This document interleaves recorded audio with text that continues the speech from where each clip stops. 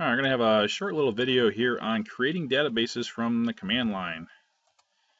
So I'm going to start up MySQL. And it's going to be important for this video that we're doing this as root. If you try to do it as another user, we're going to run into a problem because there's something I haven't showed you about creating other users in terms of giving them permissions. So I decided to make this video first. So we're going to do this as root, as I said. And then later on, I'll show you how to create other users with the permissions they need to create their own databases. All right, so first thing I want to do is show the databases that I currently have in storage. So here we go. And the next thing I want to do is I'm going to create a new database that's going to store cars in it. Let's see, I want to create database. If not exist, these don't have to be in capital letters. This is a little bit of a tradition. And let's call it car info. And I don't know if you've had this happen to you or not, but if I hit enter here, then I get this weird prompt. Notice the prompt is different here. It's this little greater than sign, and here I get this arrow. And what that's telling you is that your command isn't finished yet. You need to add more to the command. So it doesn't give you an error. It just says you're not done yet.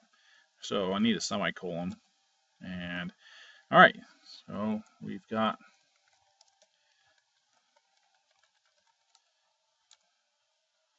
and I did it again. This time I didn't do it on purpose.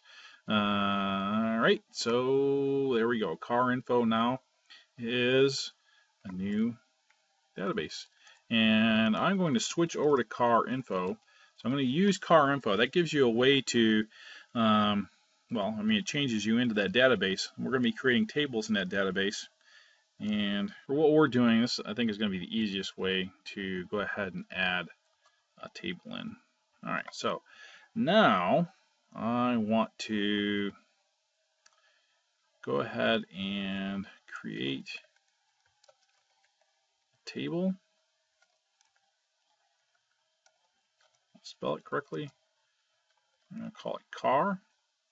And if I hit enter, we get that funny prompt again. And one of the nice things about actually having that prompt is that you can format your input. So now I'm going to put in then some different columns in the table. So what kind of things would we want to know about the car? We're going to want to know, let's see, the year. So the year is going to be an integer. Oh, I don't need a comma here. So make that an integer. Now I need a comma.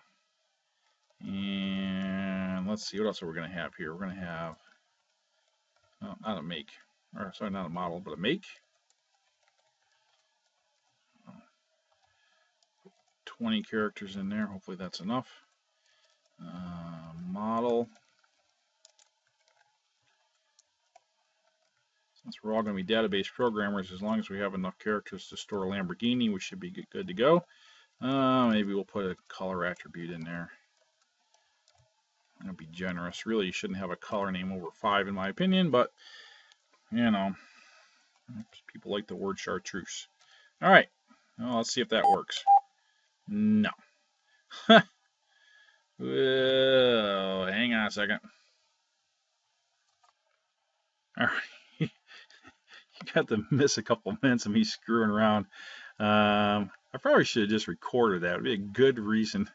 Been a good video on why you should use scripts instead of using command line. So I was pretty sure that the problem was I put a comma on this last column, and I do a lot of Perl programming, so in Perl you can get away with that, but not so much in MySQL. That was the problem, but I tried to create the whole thing again and got screwed up here. Forgot to put the model in, misspelled color, was trying to back up, couldn't do it.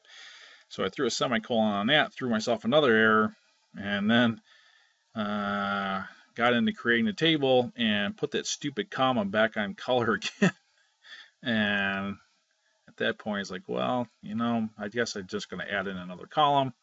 Remember to leave the comma off this time around. And sure enough, we managed to make a table called car using the create table command. We're going to go into more details on creating tables and things that you might want to do when you create tables. But for now, that's the basic syntax. It's create table, give the table a name. It's parentheses. Inside is going to give you the options. So open parentheses, close parentheses with a semicolon at the end is the complete command. And inside you list the columns, space in between the column name and the variable type separated by commas, and don't put a comma on the very last column like I did, and you will be good. All right, so what other sorts of things might you want to do from the command line? Well, you might want to drop a table. After all that work of creating car, I'm going to make it go bye-bye. So I'm going to drop table car, and off it went. All right, let's see. What else might we want to do? Let's see. You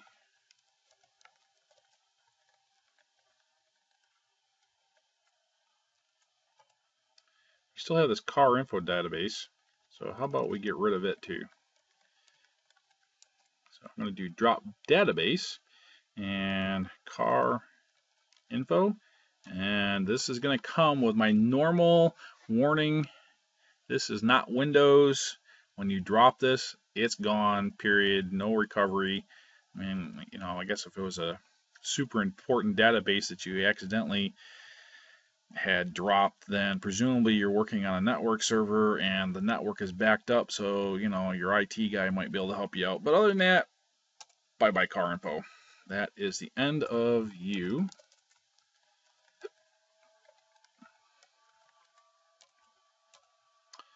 And it's gone.